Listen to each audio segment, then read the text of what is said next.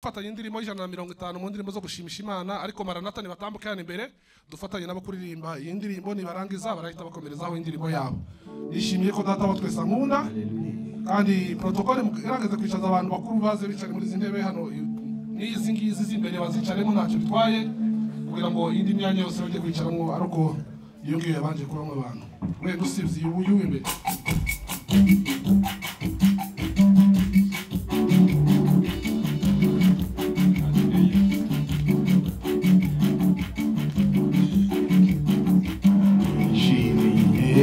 Data twese yandikishije iby'urukundo rwe ubwiza Imana yavuze byose ntakiruta ikiko Yesu ankunda nishimiye ko Yesu ankunda arankunda nishimiye ko Yesu ankunda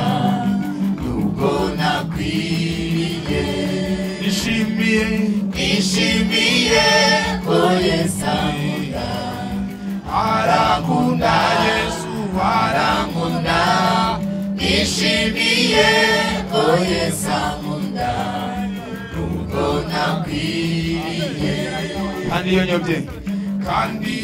nyobye nkamushakuza ntareka kunkunda nakwiriye. Haleluya kandi kisubizaho Yesu ari cyane n'ukwibuka urukundo rwe. Haleluya nishimiye ko Yesu ankunda arankunda nishimiye ko Yesu ankunda nubwo nakwiriye.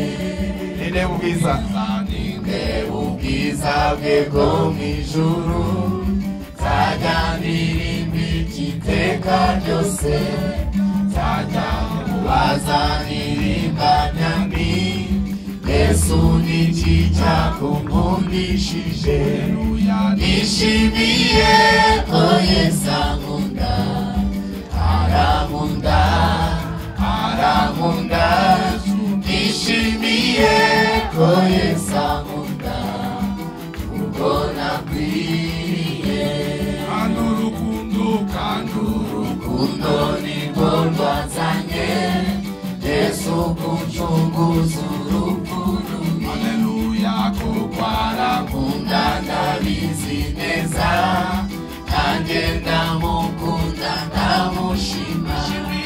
Nishimiye ko Yesu ankunda arankunda nishimiye ko Yesu ankunda ubwo nakwiriye. Imana ibamusha mu izina rya Yesu kandi ubundi dukomeze gutuza mu nzu y'Imana kumva ubutumwa bwiza mu ndirimbo Maranatha aho yateguye reka baturirimbire natwe dukomeza gutuza kumva ubutumwa bwiza mu ndirimbo.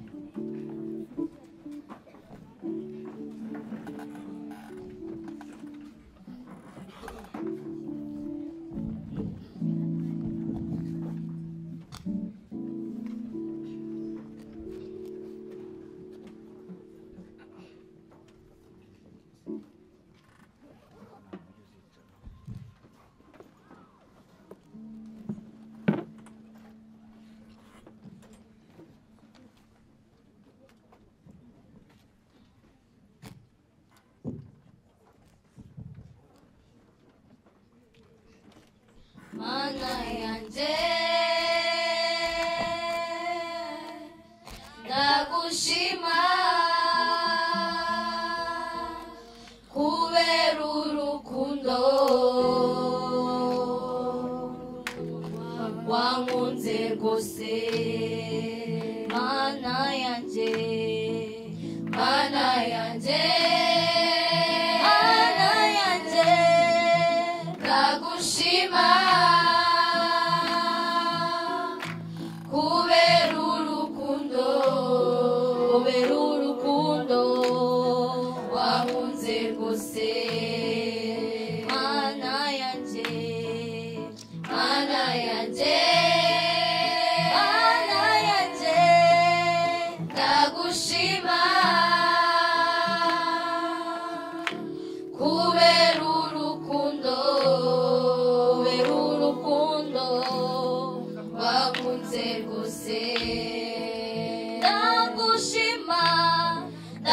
ndagushima Yesu umbera Imana urutare nyarwo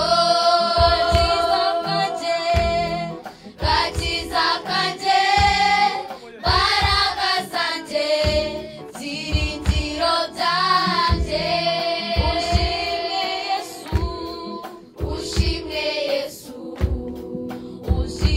Yesu uri uwo kwizerwa ndagushima Yesu umbera Imana urutare nyarwo gakiza kanje mbaraga zanje byiringiro byanjye ushimwe Yesu uri uwo kwizerwa ndagushima Yesu umbera Imana urutare nyarwo gakiza kanje mbaraga zanje byiringiro byanjye ushimwe Yesu uri uwo kwizerwa ushimwe Yesu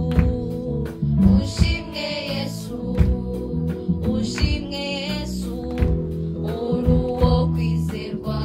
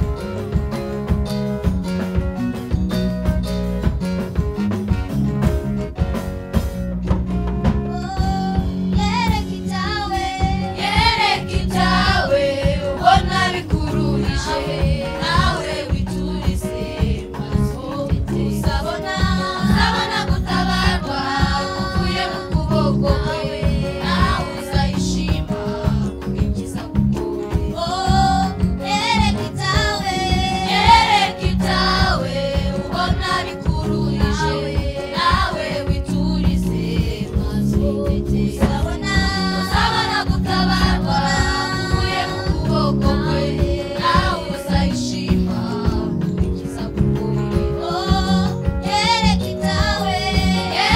ibyawe ubona bikururije nawe witurize maze uzabona gutabarwa uvuye mu kuboko kwe nawe uzayishima ikiza kukurira yereka ibyawe ubona bikururije nawe witurize maze uzabona gutabarwa uvuye mu kuboko kwe nawe uzayishima ikiza kukurira intwari mu ntambara n'umukozi w'umuhanga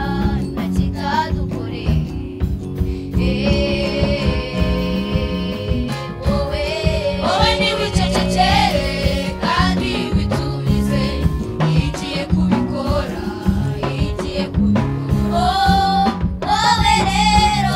wowe ntiwicecekere kandi witurize igiye kubikora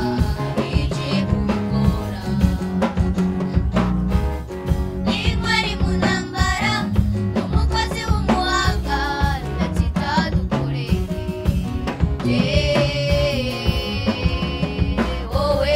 wowe ntiwicecekere kandi witurize igiye kubikora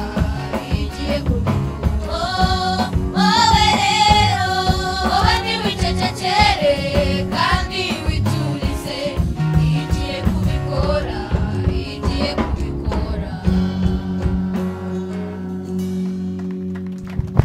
Maranatha barakoze. Imana ibamugisha mu izina rya Yesu. Imana ibamugisha abana. Reka da ntabwo bari kumva. Imana ibamugisha. Ngaho rero. Reka twakirane mu nzu y'Imana n'ubundi dukoresha igihe cyacu neza. Reka dusabe n'ubundi korali Maendeleo ndetse na Benaya bahaguruke badusuhuze. Maendeleo ni muhaguruke banze mudusuhuze, Benaya baraza nyuma. Abandi bakiri mu nzira. Gatatu. Amen. Mana ibamugisha mu izina rya Yesu. N'ubundi Benaya reka namwe muhaguruke mudusuhuze. Gatatu. Amen. Imana namwe ibamugisha mu izina rya Yesu. Turi kumwe n'ubundi na Maranatha reka nabo badusuhuze. Gatatu. Maranatha. Turi kumwe n'ubundi na korali Nayoti reka nabo badusuhuze kandi tujye twikiriza niba dusuhuza. Gatatu.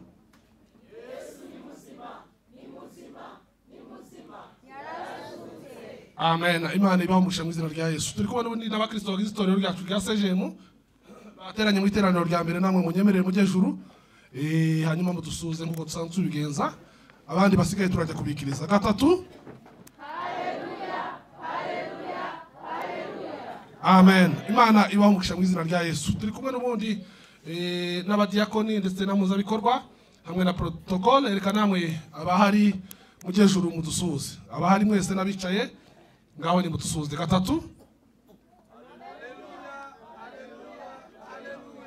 Amen. Imana ibamugisha mu izina rya Yesu. Turi kumwe n'ubundi n'abashitsi, ndabizi neza ko twagize umugisha w'abashitsi hano CGM, n'umugisha dusengera ariko kandi Imana yarawuduhaye. Reka namwe abari mu iteraniro rya mbere bateranye natwe badasanzwe bateranira hano batabarirwa hano ndetse n'abamaze iminsi badaterana, namwe ni mu jejuru mudusuhuze. Nta kindi tubasaba no kujejuru gusa. Mutegereze mwese muhagere hejuru. Yes. Aba bahagaririye abandi ariko ndahamya neza mu mutima wanjye ko atari bo bonyine badasengera hano, ariko reka badusuhuze mu izina rya bose. Reka tubabarire namwe mu bigenze uko mwabonye abandi babigenza. Gatatu. Haleluya, haleluya, haleluya. Amen. Mana ibamugisha mu izina rya Yesu. Ngira ngo ntawe size. Yes. Turi kumwe n'abatekinisiye n'ubundi ababonetse uyu munsi. Risha dusuhuze mu izina ryabo na gawe. Haleluya, haleluya, haleluya. Amen. Imana ibamugisha mu izina rya Yesu. Turi kumwe ndetse n'umunyamakuru wacu. Umunyamakuru reka abidushiriramo neza cyane. reka nawe tumusabe aje ijuru adusuze. Haleluya, haleluya, haleluya. Amen. Uriya yahagaze inyuma ya kamera we ndimufashe, iri kudufata we ndimufashe. Tugiye kugeza ijuru twese dukomera Imana amashi tuyishimira ko yabanye natwe muri kicumure cyose dusoje. Twese dukomera Imana amashi tuyihimbaza, tuyivugiza n'impundu, tuyishimira ibyo yakoze. Muri rindi yaravuze ngo tubishimire ibyatubayeho hanyuma turangiza tumurangize n'ibiri imbere. Iyo tumaze kuzirikana ibyo Imana yakoze, nayo kandi iba yiteguye gukora n'ibindi ku bwacu. Reka tubasabe n'ubundi twakirane 1 2 3.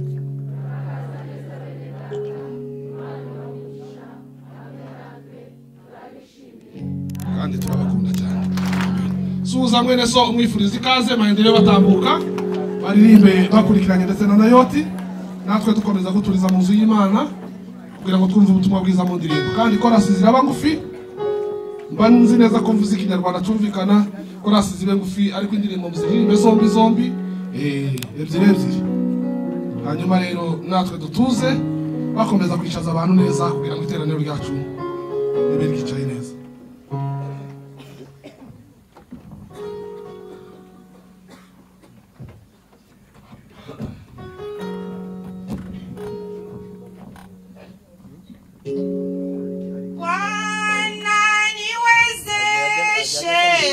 Nimalize mwendo salama, Bwana niwezeshe. Bwana niwezeshe, nimalize mwendo salama. Bwana niongoze, nimalize mwendo salama, Bwana niongoze. Bwana niongoze, nimalize mwendo salama.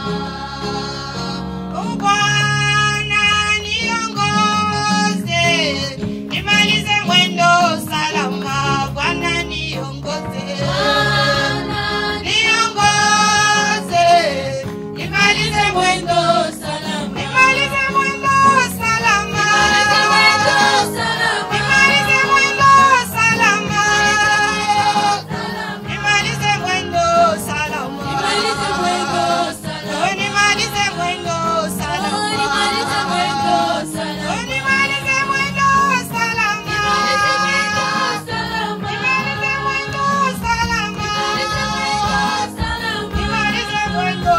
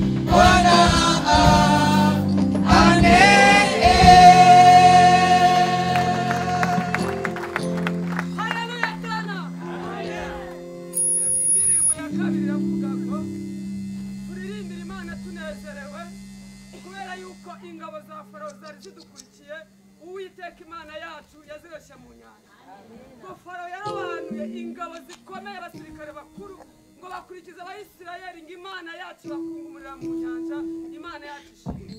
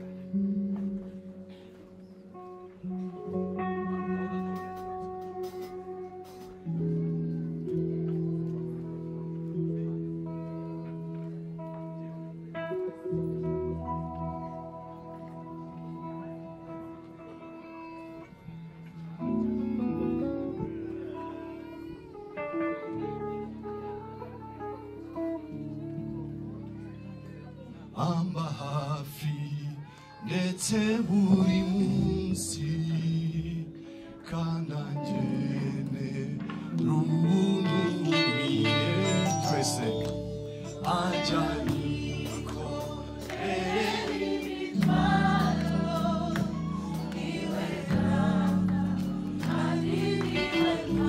amba hafi ndetse buri munsi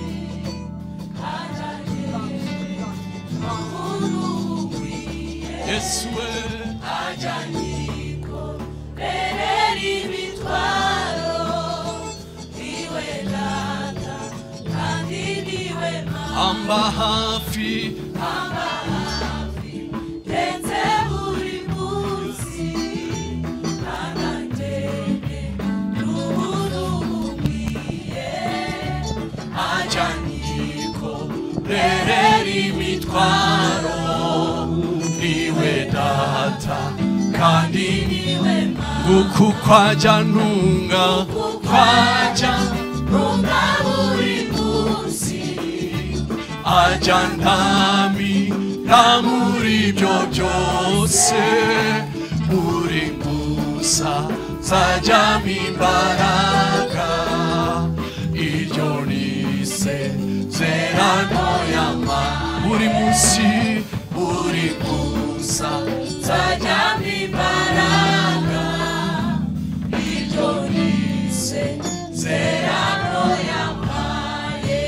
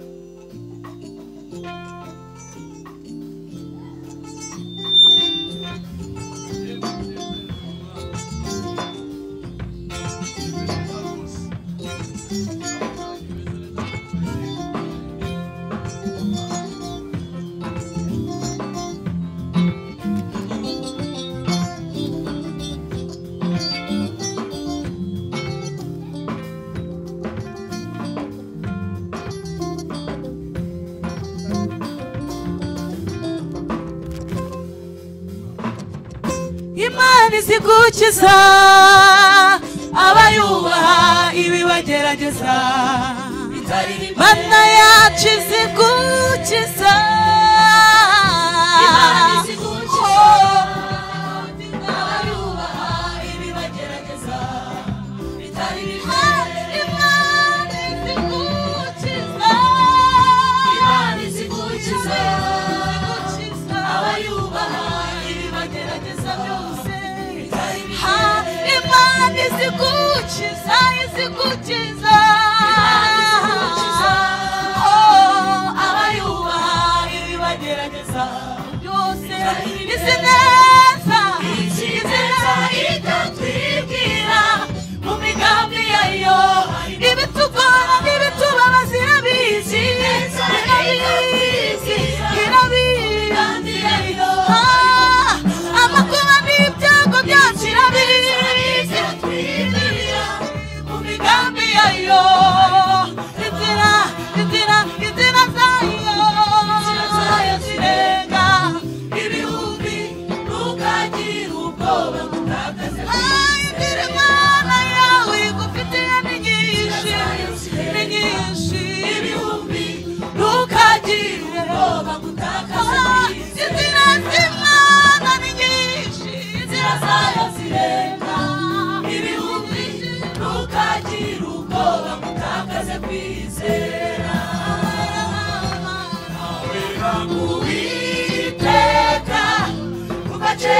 akiranukira turinda nawera Uwiteka kuva kera akiranukira kuko Uwiteka ariwe twiringiye atubereye kuko Uwiteka ingabo yacu dukingirira umubi haleluya ngaho rero turirimbe amahoro Uwiteka ari mu ruhande ngaho rero turirimbe amahoro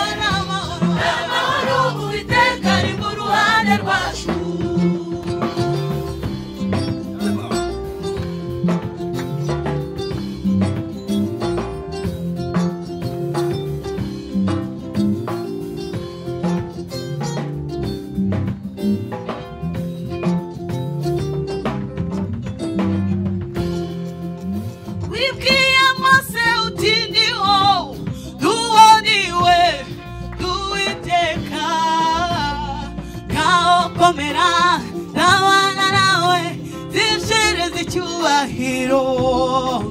kuri Farawo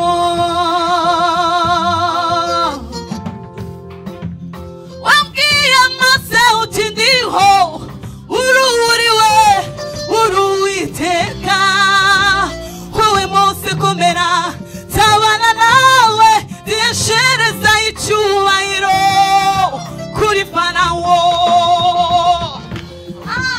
wambwiye Mose amazina yawe umwereka kuri Imana ikomeye uramubwira ngo komera tabana nawe ziyashereza icyubahiro kuri Farawo bakujeyo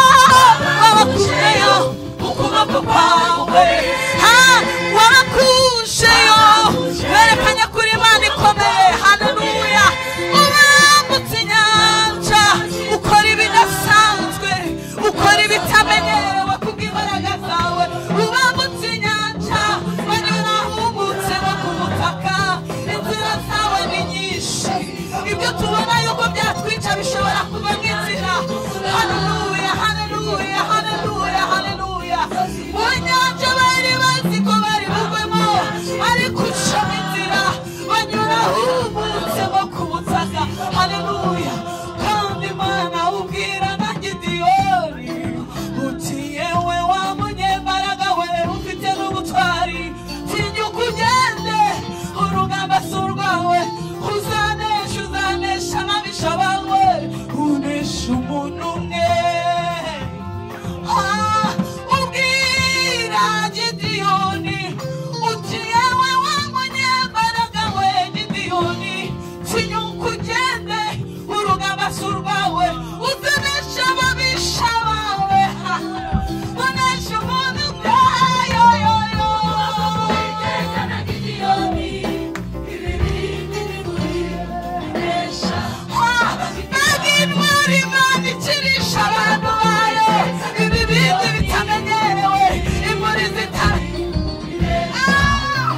mbega intwari Imana igira ukuntu ibi bindi byanesheje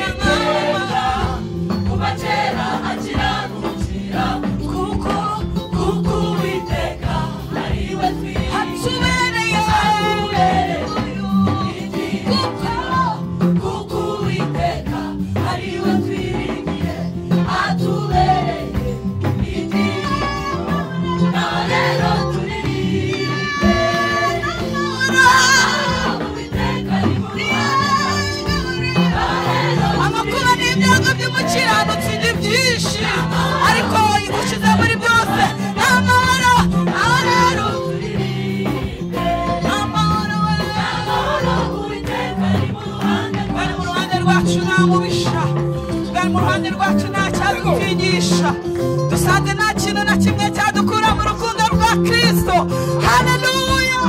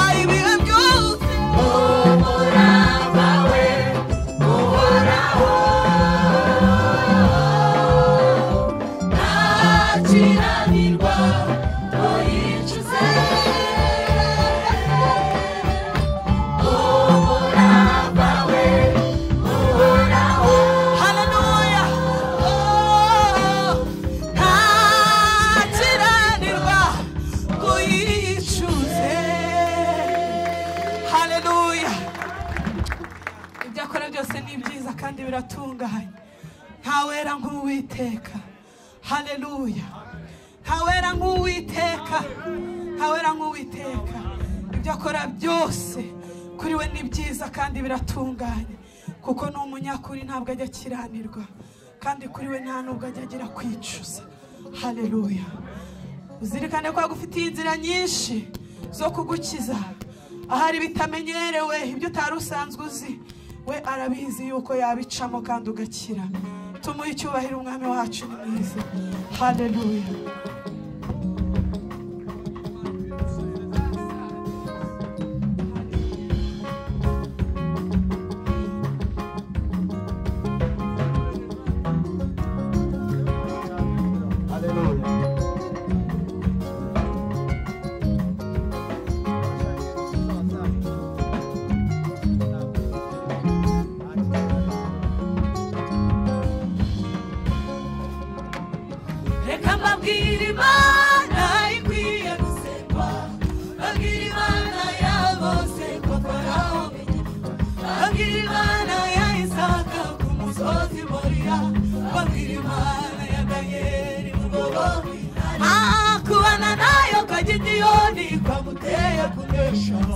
Mutwemerera tuvuge Imana, tubabwire Imana, nicyo cyonyine dufite. Babwire Imana ya Isaka ku musozi Moriya, babwire kandi iyo Mana kubana nayo kwa Gideyoni, kubana nayo kwa Gideyoni. Haleluya.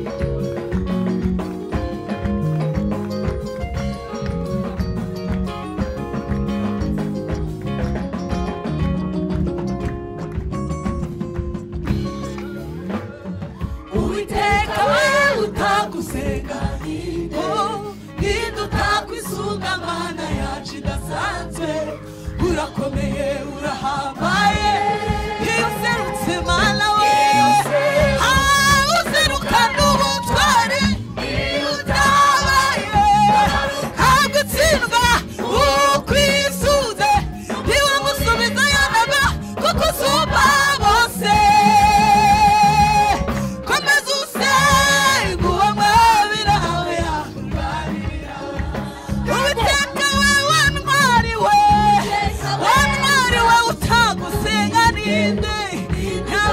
yitwaza iki yaba yiringiye iki urakomeye userutse mana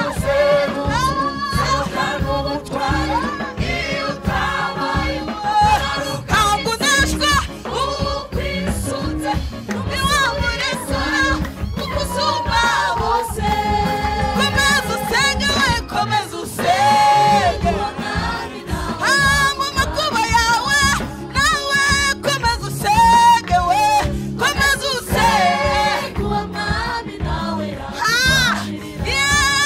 mu ntambara zawe nawe komeza usenge komeza haleluya nturambirwe gusenga komeza usenge uwo mwami nawe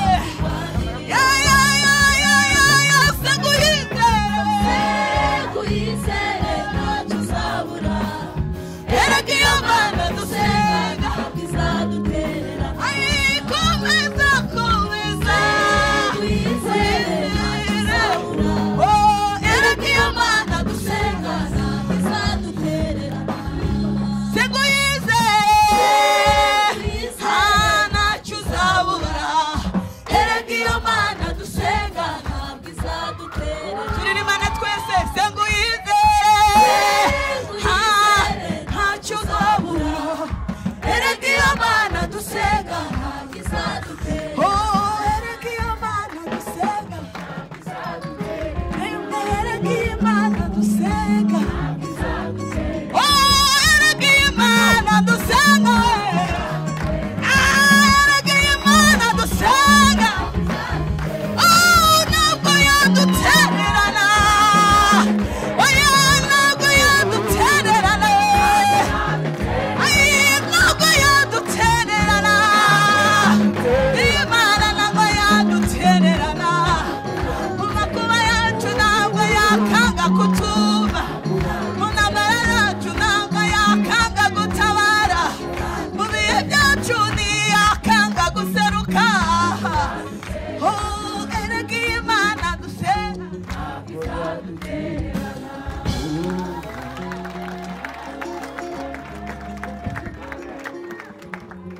Amen. Wikirize amen. Mana ishimwe rero. Mana irakoze reka n'ubundi dukomeze umurimo w'Imana dukora umurimo w'Imana gushimira Imana. Korali barakoze. Nirinze kuvuga amagambo menshi. Ndifashe. Imana dusenga ntabwo izadutererana. Ngaho nimwihute mugere mu zicaro zanyu. Nimwentegereje ngo mugereyo.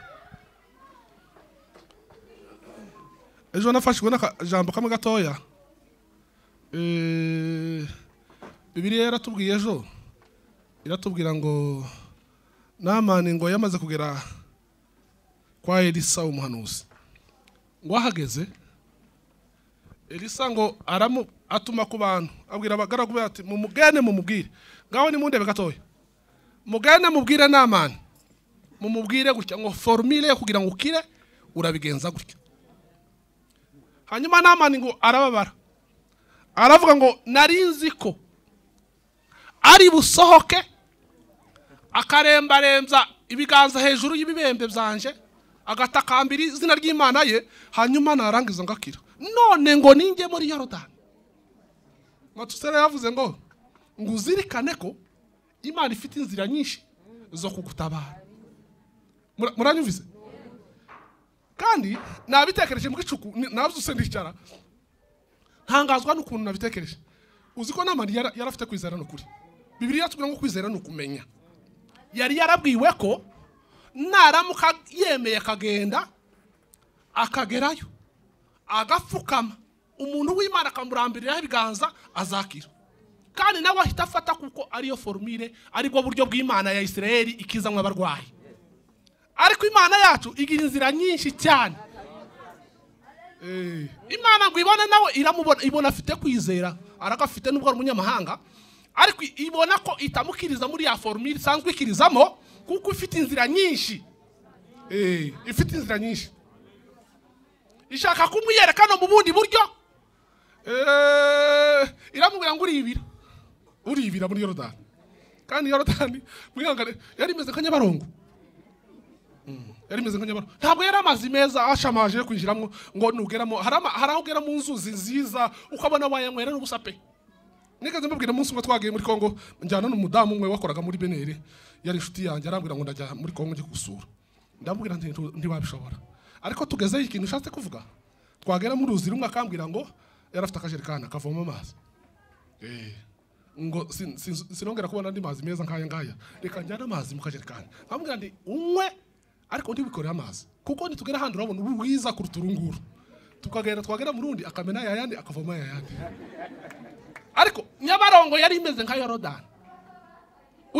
Uyu musirikare ukomeye yabwiye abwira abagaragara ababwira niko abana na papa iwacu ngo nizuzi nziza cyane iyo abavyibuze yaravuze ngo ari zonja kwibiramo none ngo nije kwibira no muri Nyabarongo Imana yambwira ngo formule kuri wewe niye ndagira nkubwira ko kuri wewe ku kibazo cyawe hariho formule igomba kugikemura Imana ibamwisha mu izina rya Yesu ibyo yaramfashije nari nziko ariko Imana iramubwira ngo ubwo waruzi uko nko gusa reka nkwereke n'ubundi buryo Imana ishobora kugutabara kandi ifite inzira yatubwiye ngo ifite inzira ngo nyinshi ngo tuzirikane ko ifite nyinshi ubwo sasa nigishije karangirije mureke dushimira Imana niyo gushimwa pe nubwo rimwe na rimwe twagira mu bintu bikomeye ariko niyo kwizerwa kandi tugomba kwishimira ku manywa na nijoro mu mpamvu zatumye Imana iturema no kugira ngo duhore tuyihimbaza nubwo hari nta muntu wasabye gushimwa by'umwihariko ariko ngo atambuke hano ariko ndanaritambukiye nihabwe icubahiro ngaho nimuhaguruke ababishobora muhaguruke hanyuma bafungure ibiseke dutanga amaturo tuyishimire turambura ibiganza byacu tuvuge ngo Mana warakoze hanyuma bena ndinda kubabwira se kumwandindiye iminota yanjye nyine murayiriye wote njye wiriye njye uvuze ngaho ni muze nyine David Imana igumbusha waje karibu sana karibu sana twakwishimiye n'abandi bose bagiye baza nyuma namwe mwimve mwikaza ngaho ni mushire cyangwa mutateguye ngaho rero nimutinda ndashiraho iyanjye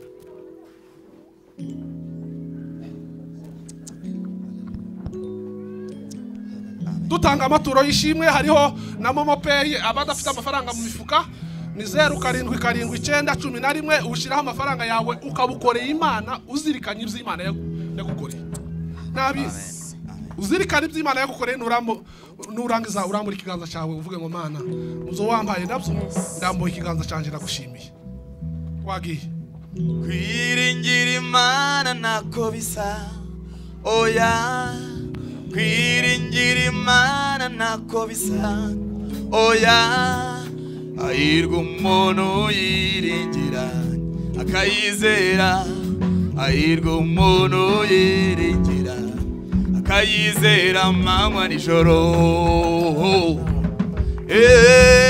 kwiringira Imana nako bisa oya kwiringira Imana nako bisa oya ahirwa umuntu yiringira akayizera ahirwa umuntu yiringira akayizera amanywa nijoro kwiringira Imana nako bisa oya kwiringira Imana nako bisa oya ahirwa umuntu yiringira akayizera ahirwa umuntu yiringira akayizera amanywa nijoro kwiringira Imana nako bisa oya kwiringira Imana nako bisa oya ahirwa umuntu yiringira akayizera ahirwa umuntu yiringira akayizera amanywa nijoro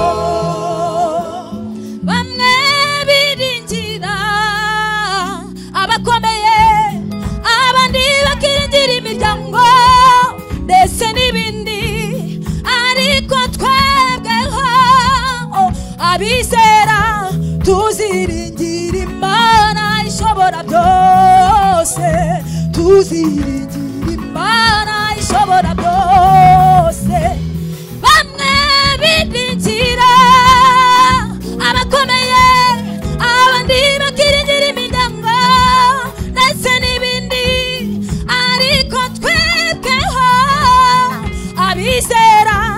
turaziringira Imana ishobora byose, tuziringira Imana ishobora byose, kwiringira Imana nako bisa oya kwiringira Imana nako bisa oya ahirwa umuntu yiringira akayizera ahirwa umuntu yiringira akayizera amanywa n'ijoro. Mana ibamusha mu izina rya Yesu. Kwiga inyigisho zawe.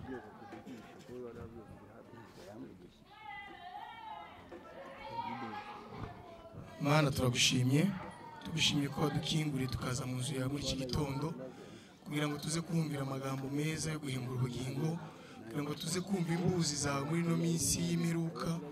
Utwemerere mwami iri teraniro turibonera umugisha udasanzwe nk'uko wabitangiye kubidukorera, nk'uko watangiye kubitwereka, nk'uko watangiye kurura imitima ya benshi no gukiza imitima ya benshi. Nanone mwami utwemerere abana bato bazindukiye mu nzu yawe ubane nabo, ubahe ubwenge ubwo bagiye kujya kwiga inyigisho zabo, bazikurikirane batuje bari mu mwuka wawe, kugira ngo bazave mu bakozi bo kuguhamya no kugukorera mu minsi iri imbere. Unyemerere mwami dutange n'ishimwe rikomeye kuko washoboje abantu batanze ishimwe n'abatararibona mwami nabo usho guca inzira kugira ngo imigisha yawe isho kuganza mu mitima yacu no mu ngo zacu naho dukorera hose. Unyemerere mwami ukomeze ubane natwe muri byose, ishimwe cyuje ku byawe mu izina rya Yesu twizeye, amen.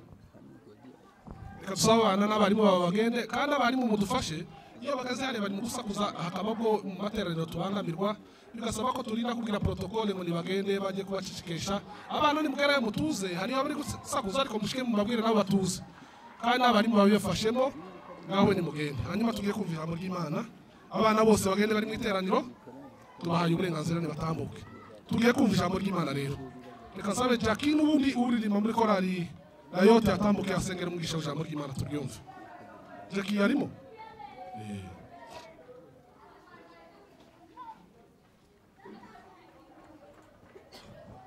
Mana mu izina rya Yesu Kristo turagushimye, tugushimiye kurinda kwawe kwiza, tugushimiye gukomera kwawe. Uri Imana, twarakubonye, twabonye kujya neza kwawe, twabonye imirimo n'ibitangaza jya udukorera.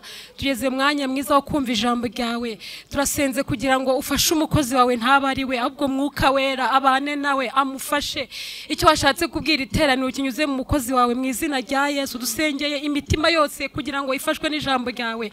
Twirukanye imbaraga zose zarwanya umwigisha, twirukanye imbaraga z'umwanzi zitera abantu gusinzira. Mu izina rya Yesu duhamagaye imbaraga z'Imana, duhamagaye Imana ngo izibe muri iri teraniro. Mu izina rya Yesu twese dufashwe n'ijambo ryawe, mu izina rya Yesu Kristo, amen. Haleluya. Yesu ashimwe. Haleluya. Amazina yanjye nitwa Bayibaze Monique, ndi umukristo wa hano niho nteranira, ndubatse mfite umutware n'abana babiri. Imana ishimwe. Ndashimira Imana yampaye uyu mwanya mwiza ngo tuganire ijambo ry'Imana. Ndanashimira ubuyobozi bw'itorero bwampaye aka kanya keza kugira ngo dusangire iby'Imana yashyize ku mutima wanjye. Imana ishimwe. Reka dusome ijambo ry'Imana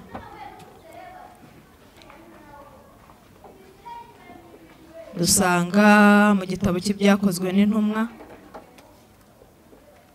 byakozwe n'intumwa igice cya 4, byakozwe n'intumwa igice cya 4. Turagerageza turasa nk'abasoma amagambo menshi ariko cyane ngendera umurongo wa 12. Byakozwe n'intumwa igice cya 4 turahera ku murongo wa mbere, turasoma twihuse ariko wa 12 niho ngendereye, niryo jambo shaka ko tunaganiraho. Umutwe w'amagambo uravuga ngo abatambyi bafata Petero na Yohana bakivugana n'abantu. Abatambyi bazanaho bari n'umutware w'urusengero n'abasadukayo bababajwe cyane nuko bigisha abantu bababwira yuko kuzuka kw'abapfuye kwabonetse kuri Yesu. Barabafata maze kuko bwari bugorobye babashyira mu nzu y'imbohe kugeza mu gitondo. Ariko benshi mu bumvise iryo jambo ry'Imana barizera, umubare w'abagabo uragwira uba nk'ibihumbi 5.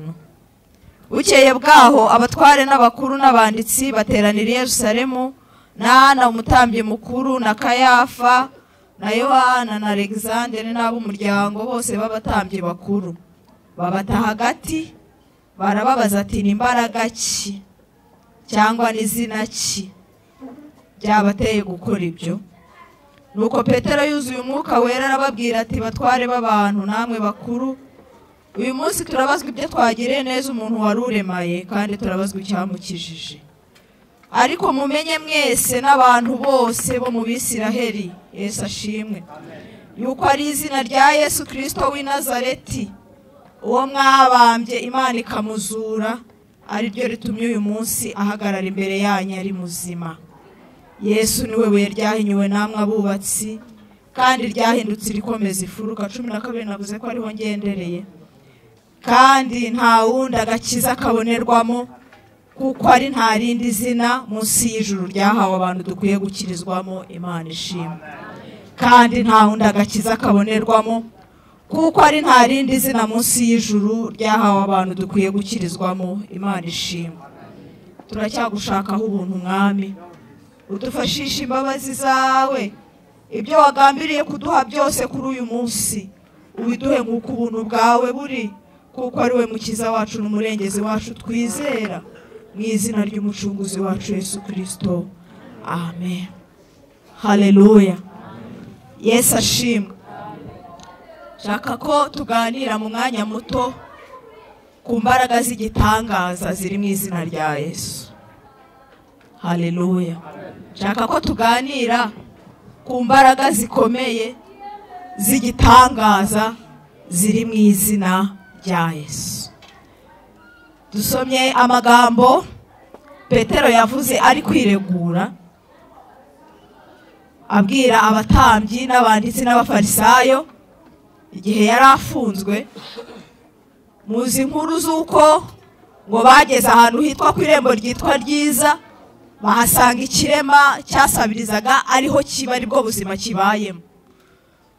Kirabasaba nk'uko cyamenyereye, kuko nibyo byari bikibeshejeho, ngo barakireba barakibwira bati ifeza n'izahabu uri gushaka ubu ntabyo dufite.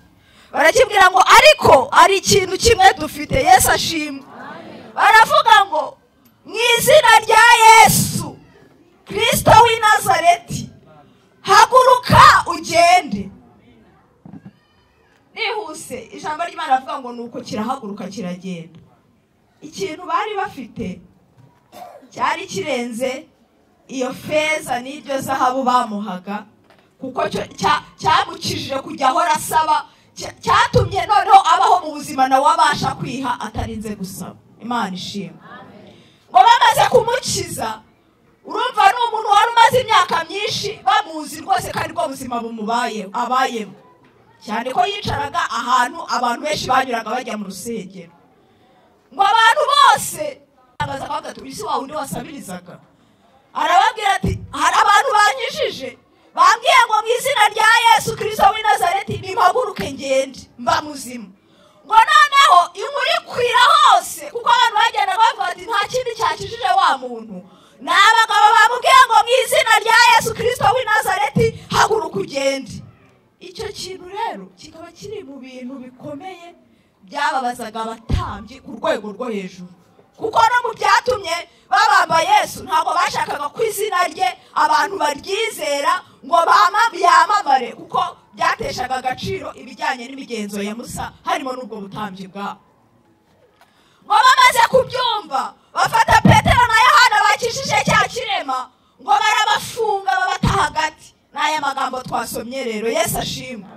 Ngo bukeye bwaho rero barabazana babashyiramo hagati mu nama y'abatambyi n'abanditsi n'abafarisayo, ngo barababaza bati ni imbaraga ki n'izina ki byabahesheje gukora ibintu nka biriya. Haleluya. Ngo Petero rero yuzuye umwuka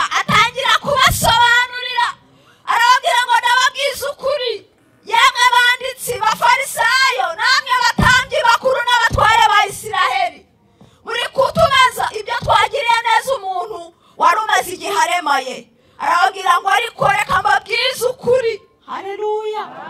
Nta wundi wamukijije ni izina rya Yesu Kristo w'i Nazareti, uwo mwatanze mu maboko y'abagome mukamubamba. Hepfo arabasobanura kugira ngo banabyumve neza ntihagira na gatoya basigariza.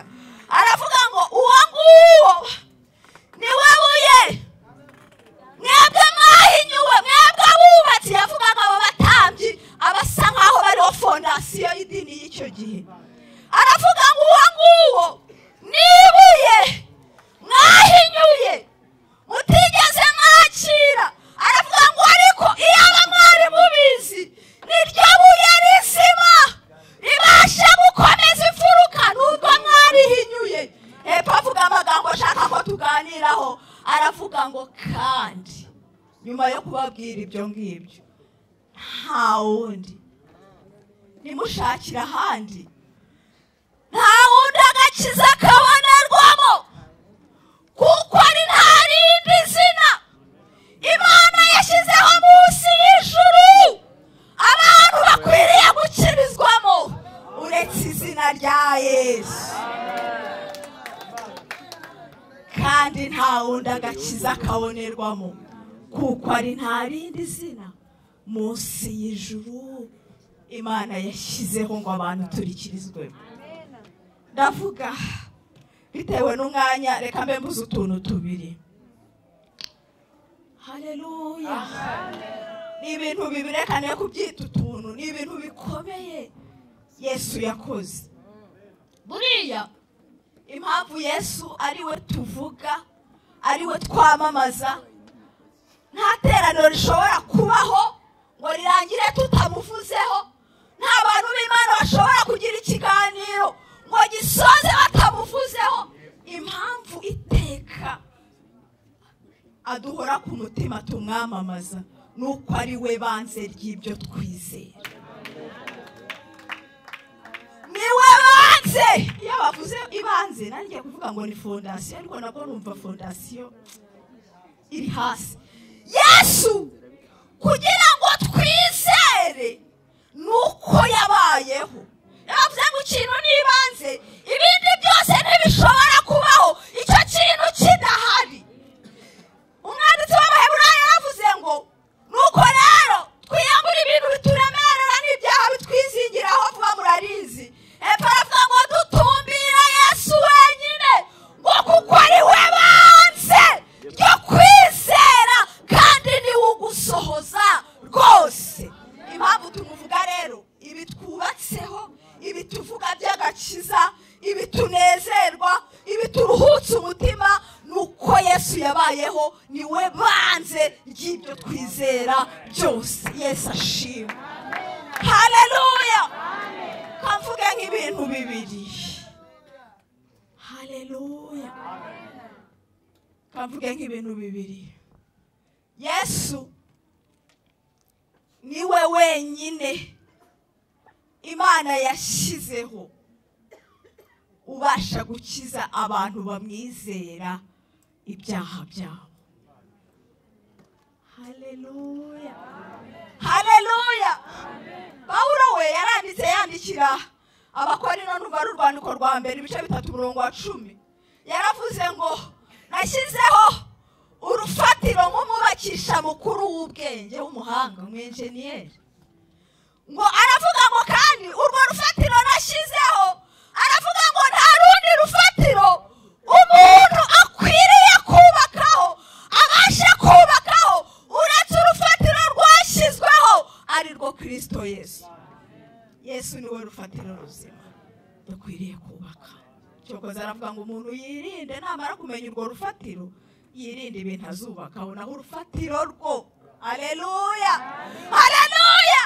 Aravuga ngo urufatiro rwo rurahari, ariko ntuzubakaho ibintu bya fake ubwo wagize amahirwe yo kubona urufatiro ruzima.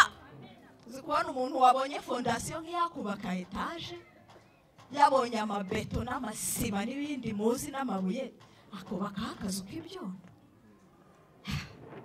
Reka ndeko hatinda. Yesu niwe wenyine ubasha gukiza abantu bamwizera ibyaha byabo. mwagakwiye kuvuga ngo amena. Yesu ni we wenyine ubasha gukiza umuntu mwizera ibyaha. Impamvu muze ngo mwari mukwiye kuvuga ngo amena cyane. Uriya Pawulo yaranditse aravuga ngo kuko ibihembo by'ibyaha ari urupfu. Aravuga ngo naho impano y'Imana ikaba ubugingo buhoraho muri Kristo Yesu. Ari igihe bavuga urupfu, nubwo wenda ndabivugaho nimbona umwanya, muzi ko n'ibyaha uretse no kuzarimbuka no muri ubu buzima bwa none umuntu agihumeka, ibyaha birica. Ntago mubizi? Uriya Satani ateza umuntu ibyaha akagira ngo icyo ashaka ni ukumwanduza gusa no kumukoresha ibyaha. Ariko buriya Satani, ijambo ry'Imana ryaravuze ngo nta kindi cyamuzanye uretse kwiba, kwica no kurimbura. Satani agutangiza unywa inzoga, ukajya winywera gakeya ugataha, madamu nimugire icyo mupfa n'abana, ariko ntago ari aho aba ashaka kugarukira. Bavuga ngo tunywe mu rugero, ntabwo byoroshye. Satani ntago aba ashaka ko unywa kuri urwo rwego, aba ashaka kugera ku rwego uba umusinzi ruharwa, ugatura mu kabari, ukabaho mw'ubwo buzima, akazanyurwa ari uko akwiciye mwaho ngaho. We ntabwo ashaka kunywa inzoga gusa, nta kindi ashaka, ashaka kuzikutegeramo kugeza igihe uzipfiriyemo. Yesu nta kindi cyamuzanye ni ukugira ngo adukize ibyaha. Haleluya. Amvuga gato ku cyaha. Hari igihe umuntu abaho akagira icyaha runaka kikarenga kuba icyaha, kikamubaho nk'ingeso, byageraho bikarenga kuba ingeso, bikazamera nk'indwara. Bikazamera nk'indwara, agasigara atakinkontorora. Niyo mpamvu Dawidi yavuze muri Zaburi 103, haleluya, yaravuze ngo mutima wanjye himbaza Uwiteka, mwabindimo byose mwe muhimbaza izina rye ryera. Aravuga ngo impamvu mumuhimbaza, aravuga ngo niwe ubabarira ibyo wakiraniwe. Aravuga ngo ntabwo agarukira ku byo wakiraniwe, ngo ahubwo agakiza n'indwara zawe zose. Hari igihe icyaha kigeraho kikamera nk'indwara muri wowe. Nigeze guturana n'umugabo yabaga mu kabari, ari umusinzi umwe mubi. Nza kubaza amakuru ye, ubwo yarageze ku rwego mubona none hasigaye yikorera amajerekani y'urwagwa ariko yajyana ku tubari. Yari umugabo ubona rwose ko yigeze kubaho neza w'umusirimu. Baravuga bati uriya mugabo rero yatangiye anywa inzoga ibi bisanzwe. Yari umwarimu, kubera gusinda cyane bigera ku rwego ku kazi bamwirukana. Barambwira bati yari afite n'umugore w'umuganga. Bigera ku rwego umugore atakibashije kubyakira, afata abana baramuta baragenda. Icyo nticyamukosora.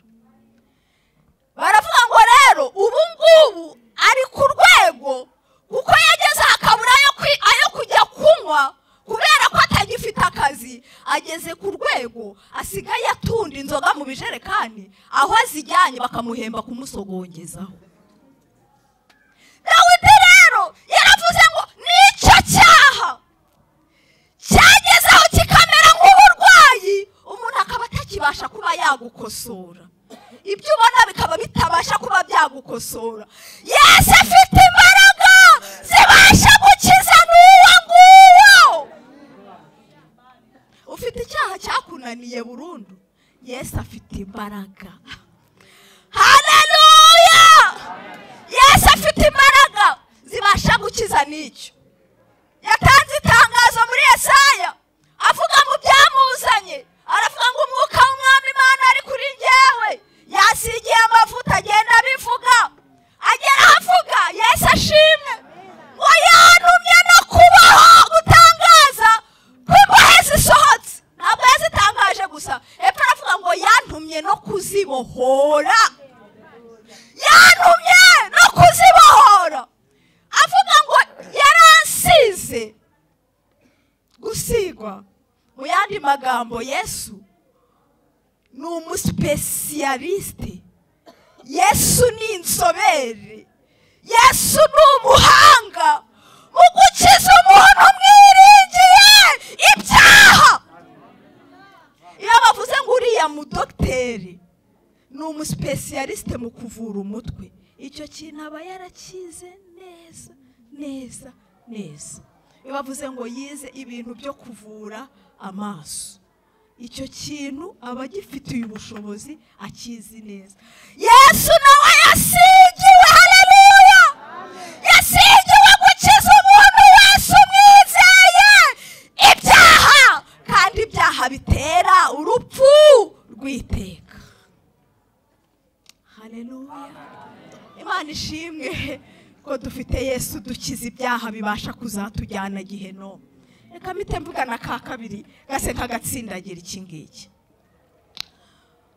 Yesu icya kabiri nicyo ngezeho niwe wenyine haleluya niwe wenyine ubasha guha abamwizera ubugingo buhoraho muvuge ngo amen urumva narabivuzeho ubushize niba hari ikintu gihenze Imana yatanze nk'impano kuba ari mu isi kuba mwizera ni ubugingo buhoraho iteka Imana ishimwe ko muri Kristo Yesu twahawe ubugingo buhoraho iteka Yesu igihe kimwe yaraye muzi inkuru z'ukuntu yahagije abantu 5,000 ku ife ebyiri n'imigati 5 ngo bakarya bagahaga barataha ubwo barumva barabibwira naho muri quartier bucya noneho baza ari benshi baragaruka barambwira ati mwigisha twiriwe tugushaka twakubuze mese wari wagiye hehe ngo Yesu arabitegereza arababwira ati nababwiza ukuri si ijambo rindi mushaka ahubwo ni ya mitsima mwariye mwarangiza mugahaga arababwira ati ariko yaba mwari mubizi amaso yanyu ntagarukire ku mitsima mwariye ejo ubu mukaba mwongeye mwaje kuyirya arababwira none habaye icyigisho cyagushije abantu benshi baramuta baragenda kugeza aho yabajira abigishwa ngo mbese namwe muragiye baramubwira ati twakuvaho tukajya hehe haleluya kwari wowe ufite amagambo meza y'ubugingo Yesu barababwiye ngo uyu munsi rero murarya ku mubiri wanjye munywe n'amaraso yanjye ngo urya umubiri wanjye ni amagambo dukunda kumva kwigabura urya umubiri wanjye akanywa n'amaraso yanjye uwo niwe ufite ubugingo kubwira umuyahudi w'umunyedini ngo ararya umubiri wawe byonyine no gukora ku ntumbi byonyine ngo niyo yakuburaga umwe ugakora ku muserebanya wapfuye yabaga ari ikizira yashyirwaga mu kantu none umwigisha ngo wadutse umuhanga w'igitangaza arababwira ngo si ugukora ku ntumbi gusa ahubwo ni ugufata umubiri we bakarya ngo bakanywa n'amaraso baravuga bati icyo cyo wakishe ibintu uri kuvuga byari bizima ibyo wajya kuvuga ariko icyo cyo rwose wanacanganya icyo ahubwo bimwe bibi ngo batangira kuburana nawe arababwira ati nababwiza ukuri uyu urya uyu mubiri akanywa n'amaraso yanjye niwe ufite ubugingo buhoraho ngo noneho basa nk'abihagazeho barambwira ati ariko ubundi ibyo bintu uri kuvuga kora igitangaza kora ikimenyetso kugira ngo tukwizere twemere koko ko Imana yagutumye noneho bamubwira akantu gatumye babwira amagambo yose basa nk'abamwihenuyeho no kumwereka ko nabo ubwabo bakaze barambwira ati ubundi basogokuruza bacu bariraga manu biranditse baravuga ngo nk'uko byanditswe ngo ati urabizi ko binanditswe byanditswe ko bajyaga barira manu mu butayu. Haleluya. Yesu abakubita hasi ababwira amagambo atumye ababwira iyi nkuru yose. Aravuga ngo ye nibyo bagiye barira manu mu butayu. Aravuga ngo ariko nubwo bayiriyeho barapfuye. Aravuga ngo barayiriye ariko si ubu bari he. Aravuga ngo ariko umuntu ry'umubiri wanjye akanywa n'amaraso yanjye, aravuga ngo uwo nawe yaba yarapfuye nzamusura.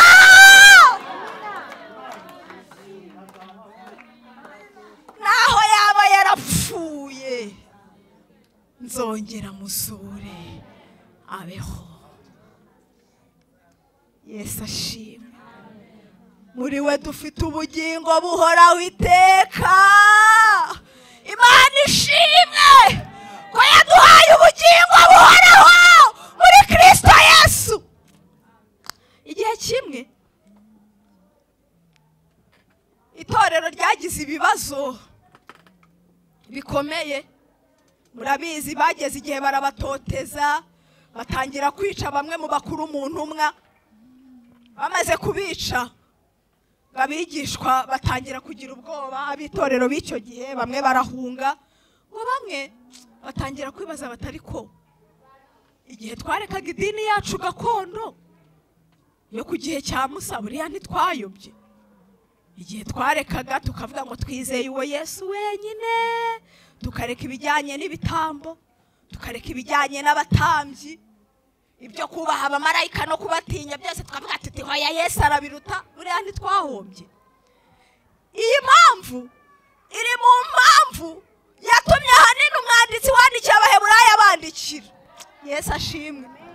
Batangira kubagaragariza agaciro Yesu, haleluya, arusha abamarayika bari batangiye gutinya kuvuga ngo tugarure ibyo kubaha abamarayika. Abereka agaciro Yesu arusha abatambyi, haleluya. Reka mvuga gatoya rero, avuga no ku gaciro Yesu arusha Musa, ku cyubahiro Yesu arusha abamarayika. Yaravuze ngo mbese mwebwe muri gushaka kongera gutinya abamarayika. Aravuga ngo ni ryari mwigeze mwumva Uwiteka abwira umumarayika ngo uyu munsi nakubyaye uri umwana wanjye. Aravuga ngo ariko ageze ku by'umwana we ngo byo yarabyeruye ntiyabigira ubwiru. Aravuga ngo intebe yawe Mana, haleluya. Aravuga ngo intebe yawe Mana ni iy'iteka ryose. Aravuga ngo kuko wakunze gukiranuka ukanga ubugome, ngo nicyo gituma ngusiga amavuta yo kwishima nkakurutisha bagenzi bawe. Arongera avuga ngo kandi ibyo byose bizashiraho, ngo uzabizazingwa nk'umwambaro, ngo ariko wowe uzahoraho iteka. Avuga rero ku batambyi. Aravuga ngo Yesu yitwa umutambyi ngo kuko we ngo mbere babitaga abatambyi bakabita benshi ngo kuko urupfu rwababuzaga guhoraho. Aravuga ngo ariko uwo nguwo ngo yiswe umutambyi ngo kuko ahoraho iteka. Bavuze umwe, haleluya. Uyu mwanditsi yavuze akantu ndagasoma numva ndapfuye ndaseka ndarira amarira y'ibyishimo. Aravuga ngo impamvu yiswe umutambyi akaba umwe, haleluya. Munega amatwi kuri ako kantu. Aravuga ngo nuko afite imbaraga z'ubugingo cyangwa z'ubuzima butagira iherezo. Mwabyumvishe? Yaravuze ngo impamvu yiswe umutambyi ntibashyire mu bwinshi, ngo nuko we afite imbaraga, haleluya.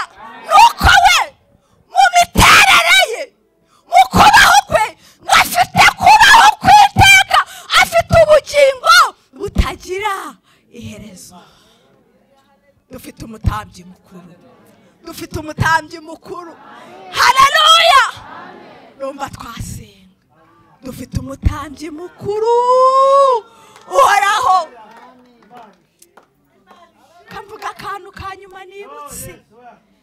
aravuga ngo kandi bimuvuga ngo Musa, ukavuga n'iby'ibitama, aravuga ngo arenze cyane cyane kuri Musa.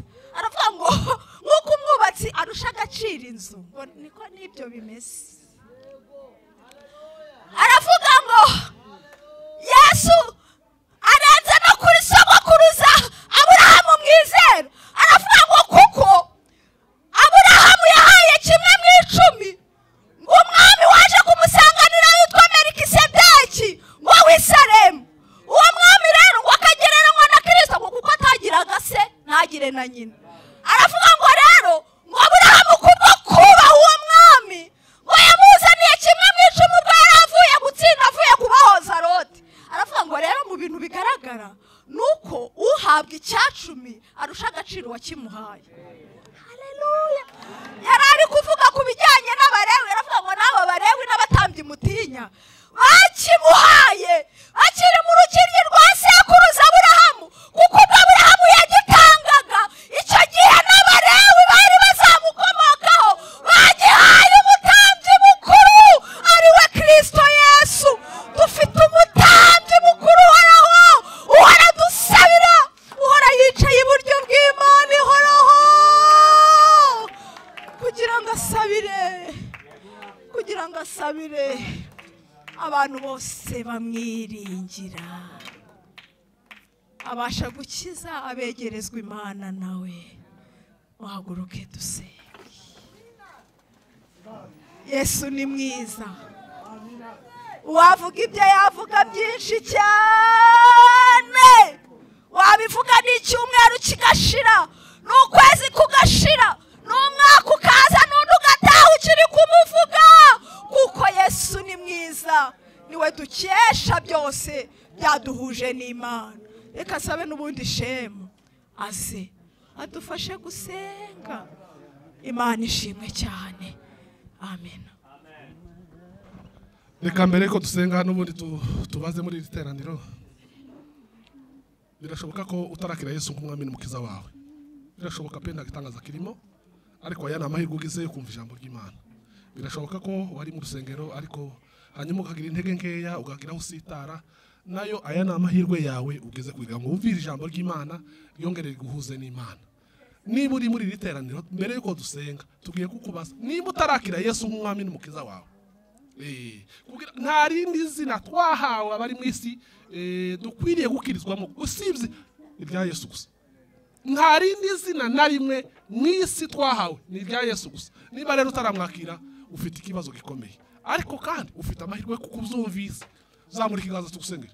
Nta kindi tugusaba pe, nta n'ikindi tukubaza. Ukaba uri muri iri teraniro utarakira Yesu nk'umwami n'umukiza wawe, zamura ikiganza. Nta nubwo tubitindamo pe. Niba hari aho wasitaye ukagwa, nabwo zamura ikiganza tugusengera, nta kindi tugusaba. Ntacyo. Kandi niba ntawe mwese mwumva mukiranutse imbere y'Imana, Imana ihabwe icyubahiro mu izina rya Yesu. Ngwino ubwira Imana ngo rya jambo twashakaga twaribonye. Ya jambo twashakaga twaryumvise. Noneho urikomereze imitima yacu, abaryumvise bizere. Ariko isengesho rigufi wera n'ibindi byose bijyamo. Mana turagushimiye mu izina rya Yesu Kristo, twongeye guhabwa amagambo y'ubugingo, kuko ari nta rindi zina twaboneramo gukirira, nta rindi zina twaboneramo ubugingo, nta rindi zina tuboneramo ubuzima, nta rindi tubabarirwamo. Nubwo bahamagaye abihana bwa mbere ababaragize intege nkeya, ariko nahabayeho gusitara, muri ryo niho tubasha kubabarirwa. Umuririmbyi yarabisobanukiwe, aravuga ngo Uwiteka yambonyeho amaraso, ayo maraso ya Kristo ntabwo ncira urubanza rubi, ahubwo anyitukiranutse. Turasabye ngo aya maraso nanone mu izina rya Yesu Kristo, muri ryo abantu babongere bezwe, habaho no kwikomeza, ariko imitima yumvishije ijambo ry'ubugingo, reka imitima yongere yezwe, ubugingo butunganywe, abantu babarire gukiranirwa kwabo kandi imbaraga zawe, kuko muri ryo ariho tubonera n'ubutsinzi. Utugirire neza, twabyumvishije kandi uduhaye kongera gusobanukirwa. Izina rye rihabwa icyubahiro, umugisha umukozi wawe, n'ubundi imitima yakiriye kandi kumva nikomeza iby'aya magambo, kuko waravuga ngo ngaho nimugende mushyire dushyire mu bikorwa iby'iryo jambo. Turagushimiye kuko umurimo usigaye ari umwuka wera kandi ari ubasha kudushoboza muri byose. Mu izina rya Yesu Kristo urakoze. Amen. Urakoze cyane, reka tugere mu mwanya mwiza wo gutanga amaturo ndetse n'icyacumi. Ariko ndashimira Imana ko ijambo ryayo twumvise. Nukuri kw'Imana ndashimira Imana. Kuko njye nari nabisengeye pe. Ariko Imana ishimwe ko tubana na Monique muri rusengero. Kandi mbivuze mbikuye ku mutima. Imana ishimwe ko tubana nabo. Hanyuma rero tugiye gutanga amaturo n'icyacumi. Ibyibo biri imbere yanyu bena nimuzega. Iminota mike cyane kuko dufite amatangazo tugomba gutanga kandi saa 3 n'igice tugomba gusoza iteraniro ya mbere. Niba mushobora guhaguruka ababishobora haguruke ariko batabishobora bicare. Ariko ushobora guhaguruka dufatanye kuririmbira Imana, hanyuma n'ituro wazanye n'icyacumi ukiranuka imbere y'Imana ugitanga mu kibo cyabugenewe. Hanyuma ufite amafaranga kuri telefone hariho Momo Pay n'ubundi tuyatangaho ni 077911 ushira amafaranga yawe arabagezeyo kandi imbere y'Imana irakubara nk'ukirandutse. Twagiye hejuru rero niba turirimbisha. Habishoboye guhaguruka bakeyada ariko abaririmbyi bo nta kibazo bohaguruka. Dutanga icyacumi n'amaturo.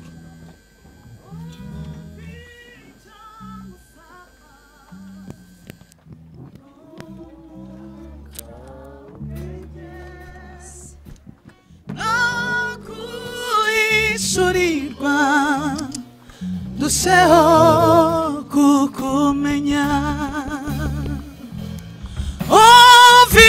icyo gusaba n'umwuka ubwenge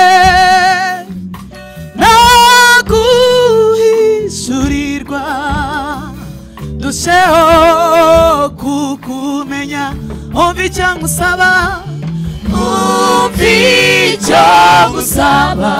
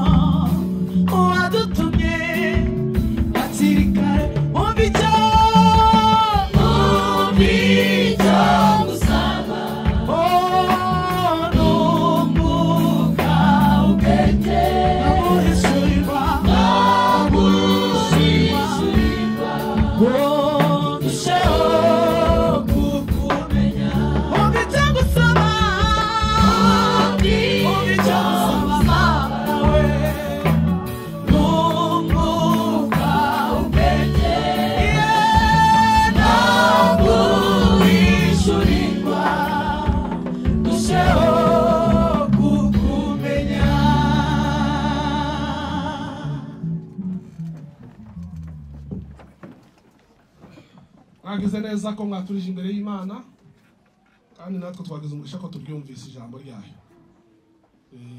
Iyo bansabye umwigisha nkanga Monique ahantu bansabye ariko hano iyo mushaka naje ndamushaka kandi kamwe.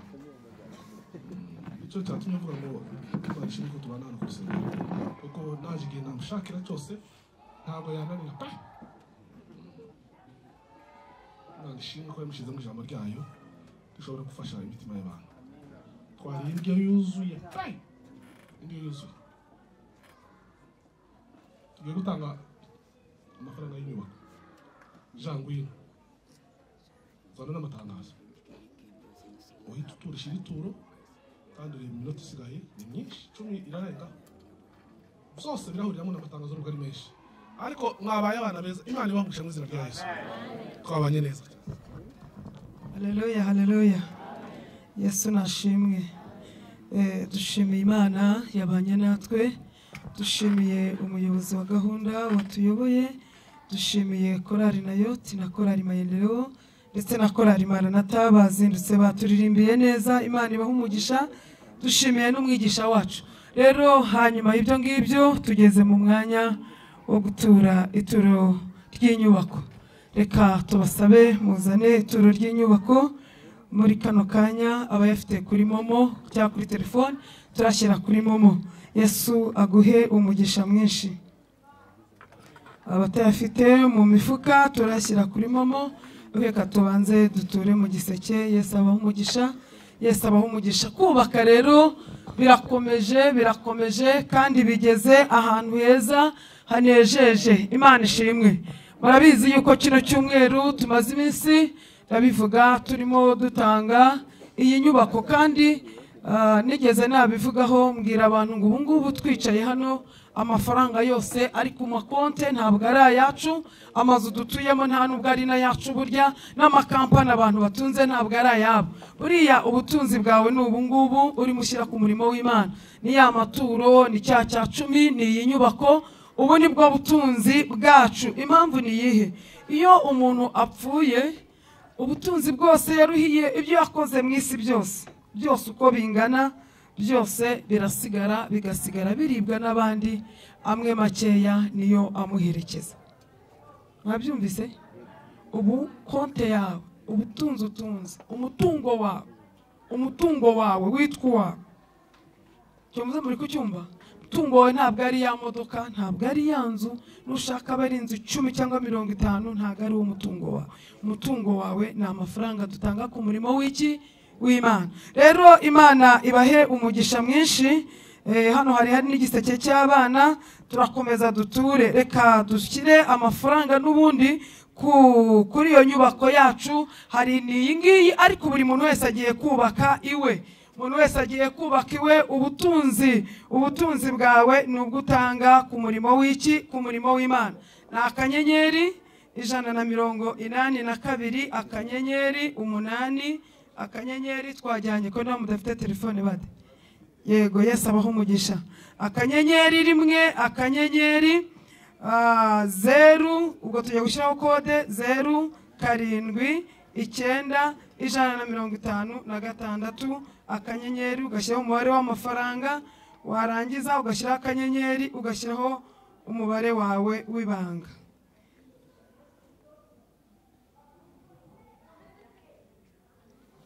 Ayange yagezeyo ababikoze. Yesu abahe imigisha myinshi. Ikindi nanone twavuga ku nyubako nuko tumaze gusoza pavoma muri kino cyumweru. Pavoma barayisoje, n'ubundi ibintu by'amasuku birakomeje mu nyubako. Noneho hariho gahunda yo gufunga. Muzi ko hari isoko ryashyizwe hanze, isoko ry'umugisha ryo gukinga inzugi ndetse n'amadirishya. Abantu bari ku rubuga rw'inyubako rw'itorero rw'inkingi babonye yuko iryo soko ryatangiye gutambuka. Mwarabibonye? Mwarabibonye ko hari amafaranga yatangiye kujyaho y'amadirishya. Iryo soko rero riracyahari, ni isoko ry'umugisha. Uragura idirishya cyangwa ugura urugi, ushobora no kuba utabasha kubigura, ariko buriya ikintu cyose gihera ku mafaranga abara. Siko bimeze? Amafaranga y'u Rwanda abara ngira ngo ni 5 kuzamura. Kubera kuri ayo mafaranga rero ari ku isoko, ni ku isoko ry'umugisha, ni ku isoko ryashyizwe hanze, ryatangajwe ko yawutunze wazwa guti nanjye nje ku isoko ry'umugisha, nje gufatanya. Buriya abantu 10 bagura idirishya, abantu 20 bagura urugi. Atari ukubaza, atari kugombye gushaka ngo ngewe nawe na shema muneshyize hamwe ngo twebwe tugiye kugura urugi rw'300 ntabwo byakwanga.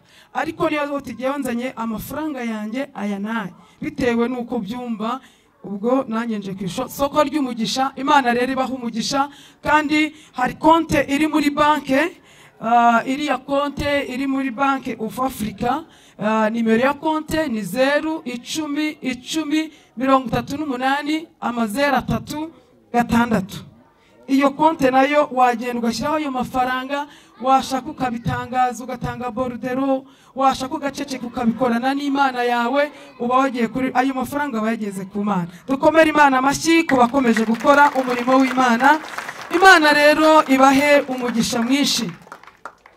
Nkuko mubizi umushumba ntabwo ari hano, dufite korali yasohotse yagiye mu majyepfo, umushumba yerekeje korali Hermoni kandi bagezeyo nta kibazo, twe twumva ko hari ikibazo bagize, Imana ishimwe. Rero muri kino cyumweru amatangazo dufite nasanzwe nuko buri cyumweru n'ubundi tugira amateraniro 3 nkuko bisanzwe. Iteraniro rya mbere ritangira saa 1 tukarisoza saa 3 n'igice, iteraniro rya kabiri rikinjira saa 3:45 tukarisoza saa 3:45, saa 5:45. Iteraniro rya gatatu ryamo saa 6 tukarisoza ku isaha y'isa 8. Kuwa mbere tugira nibature ya buri munsi guhera kuwa mbere, nibature iba iminsi 6 kuva kuwa mbere kugera kuwa gatandatu, itangira saa 10 n'igice ikagera saa 12. Mujye mwibatura, Imana ibagirire neza. Kuri uwo munsi wa mbere kandi tugira amasengesho. Hano haba igicaniro cy'amasengesho, haba amasengesho meza. Ku munsi wo kuwa mbere imirimo n'ibitangaza birakoreka, Imana ishimwe. Amasengesho atangira ku isaha y'isa 2 kugera saa 10 n'igice. Ujye muzinduka, hari ukuntu mbona mu byumba by'amasengesho murabizi ko nanjye nkiyobora, abantu baratinda bakaza nyuma yo gusengera ibyifuzo, ugasanga duhorana amashimwe make kuko abantu baza nyuma ya saa 6, ariko mbere ya saa 6 haba ariho gusenga. Imana nibaho umugisha, mujye muzinduka. Kuwa kabiri abagore barasenga ku isaha y'isa 3 baba batangiye bagasoza saa 10. Kuwa gatatu ku munsi wa gatatu ejo bundi hazaterana zone ya Rwampara niyo izasenga, isengera hano hepfo muri sale, batangira gusenga saa 11 n'igice. Kandi kuri uwo munsi wo kuwa gatatu abizera bashya nabwo bariga ku isaha y'isa 9 n'igice, ndetse no ku cyumweru teraniro rya kabiri risohotse n'ubundi abizera bashya bariga hano haruguru muri Kave nyuma y'iteraniro rya kabiri. N'uyu munsi bari bwiga, Imana ibaha umugisha. Kuwa kane n'ubundi rero tugira igicaniro cy'amasengesho, niba hari abantu Imana yagiriye neza n'itorero rya Sejemu. Bene data, hano tuba twasenze kuwa kane n'ubundi guhera saa 2 kugera kuri ya saa 10 n'igice. Hari igihe harengaho bitewe n'iby'umwuka yakoze, ariko mbamenere iri banga nuko Imana yavuze ko hano hasutse ububyutse. Yesu ashimwe. Rero iyi Imana ivuze ko hano hasutse ububyutse, naratangaje mu ijoro ry'impinduka habaye ibitangaza. Mwabonye ahantu bihana mu ijoro ry'impinduka, burya igitangaza si uko ikimuga cyasimbaguritse, two n'utuntu toto. Igitangaza nuko umunyabyaha avuye mu byaha bye. Mwabonye ukuntu abantu bari buzuye uruhimbi ari mu mpinduka. Dukomere Imana amashyi none kuko imirimo n'ibitangaza biriya bintu no kuwa kane byarabaye. Haleluya, Imana ishimwe. Rero Imana ngo nsusa ububyutse. Iyo Imana isutse ahantu ububyutse, umuntu afukuye iriba uba ufite uburenganzira bwo kuvoma no kutavoma. Imana ibaha umugisha rero, muze muri ubwo bubyutse. Kwa gatanu n'ubundi tuzaba dufite ijoro ry'impinduka ritangira saa 11 n'igice tukagira saa 2 n'igice. Uwo munsi tuzaba dufitemo rero korali y'abashyitsi. Hazaba korali y'abashyitsi yitwa Betfag. Betfag izaturuka ku Karambo, muzazinduke, abashyitsi nibazadutange. Sibyo byiza? Tuzakomeza tubitangaze kandi rwose kuwa gatanu mwabigenje neza. Imana ibaha umugisha. Nanone kuwa kane no kuwa gatandatu abiga gusoma no kwandika bariga. Imana itugirire neza. Amatangazo dufite adasanzwe nuko kuwa mbere ku itariki 19 abantu bose bifuza gusezerana mu murenge, bumva batarujuje ibyangombwa byo kwiyandikisha, bazajye ku murenge kubisoza. Niwo munsi wa nyuma. Ubwo kuwa mbere ejo abantu bazi ko bazasezerana bazajye kuzuza ibyangombwa byabo ku murenge. Imana itugirire neza.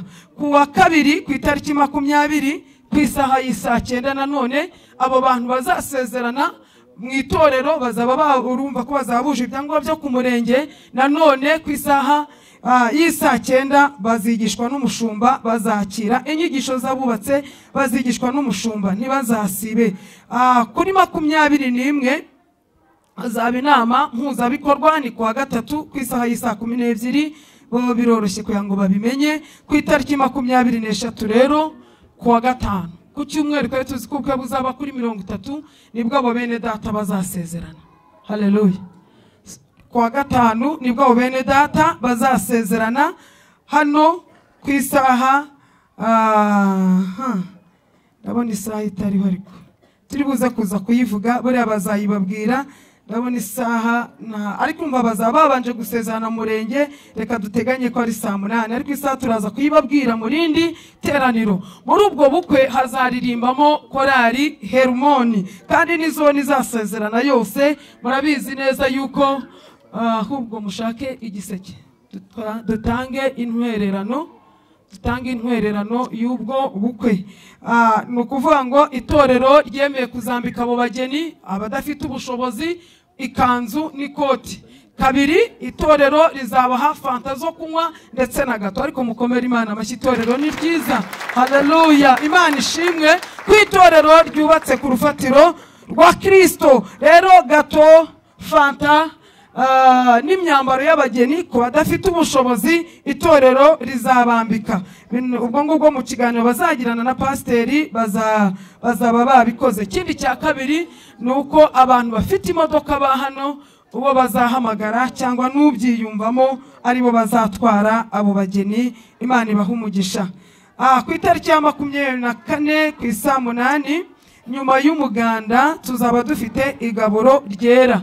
Abafite abana bazasengerwa batangire nabo babandikishe. Ku itariki 25 z'uku kwezi nyine kwa gatandatu korali Betfage nayo ubwo ni ku cyumweru turaza kuyintashyo mu iteraniro riburirimbiremo izajya ku itorero rya Gitesanyi muri paruwasi ya Rukira mu Burasira zuba. Imana ibaha umugisha. Irindi tangazo rindi ubuyobozi bwa ministeri y'abubatse ingo bafite amasengesho kandi vuga nitonze. Bafite amasengesho ku itariki 28 azaba ari kuwa gatatu azatangira ku isaha y'isa 11 agere ku isaha y'isa 3. Abantu bubatse ingo rwose ntimuzabure muzaze musenge. Mbonereho gushimira ministeri y'abakuze yagize amasengesho meza cyane. Abakuze mu bakomere amashyi. Imana ibahe umugisha. Tugeze ku itangazo rero ry'abageni. Abageni bazasezerana kuwa gatanu. Katubasabe niba bahari batambuke baze hano. Dusabe Imana Viateri azane nabihoyiki Solange. Ubwo baraza hari mu rya kabiri ndabona baje barimo baza. Haze Niyigena Claude azane na Byukusenge Clemence. Niyigena Claude Imana ibaha umugisha mukomere Imana amashyi nabo baje barimo baza. Dusabe Uwizeye Imana Cyprien azane na Nyirahirwa Marie Gorette. Yego Imana ibahe umugisha. Barimo baza. Dusabe Munyankusi Marceline azane n'Ingabire Denise. Munyankusi Marceline azane n'Ingabire Denise. Mukomere Imana amashyi nabo baje barimo baza. Dusabe Nyandwi Desire azane no Mukamana Valeri.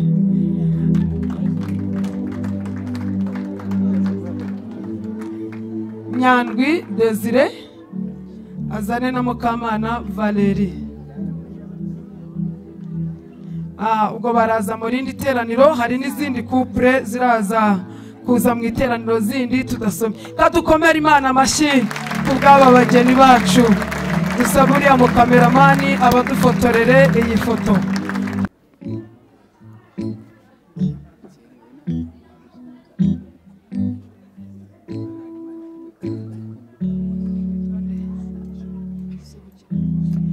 Kadusabe famille Subukino nabo baze.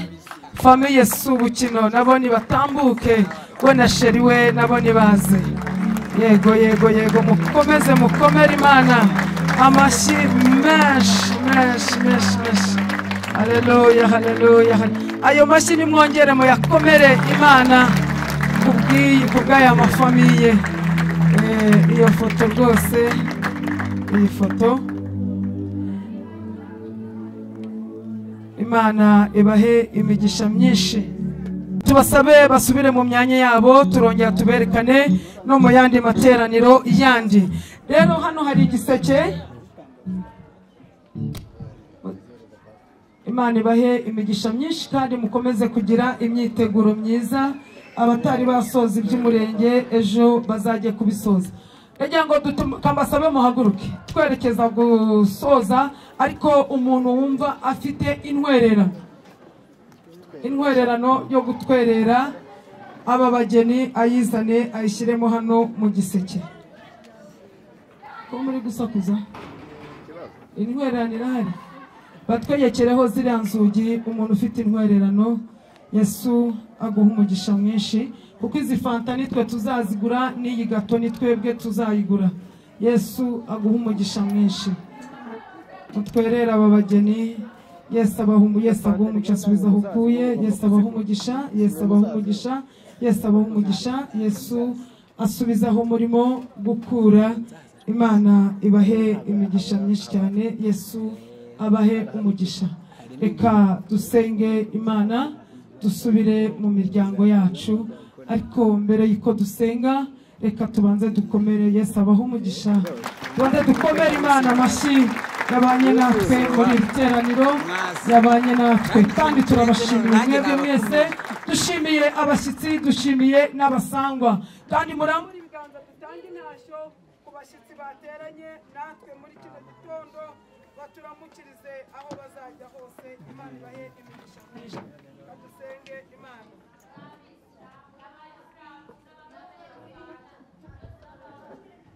Turagushimiye mwami wacu Yesu Kristo, turagushimiye ko wabanye natwe muri iri teraniro rya mbere. Tugushimiye aba bageni bafashe umwanzuro wo gusezerana imbere yawe n'imbere y'amategeko. Zina ryawe nirihimbazwe. Tugushimiye abatanze kimwe mu 10 n'amaturo n'inyubako. Tugushimiye abashyigikiye ubu bukwe. Umuntu wese nahabwa umugisha nawe. Zina ryawe nirihimbazwe. Hanyuma y'ibyo ngibyo rero tugushimiye igaburo ry'ijambo ryawe twongeye kumva. Cyubahiro n'ikibi cyawe. Hagiye kuba gusubira mu ngo. Gendana n'abatashye bahabwa umugisha nawe. Abaririmbyi baha umugisha. Umuntu wese wateranye abona umugisha wawe, kandi no mu iteraniro rya kabiri komeze kubana natwe. Tugukomeye mu mashyi tugushimira ko wabanye natwe. Nuko niunyemera umuntu wese ahabwa umugisha mu izina rya Yesu. Amen. Ubuntu n'amahoro bigendane namwe mwese. Amen.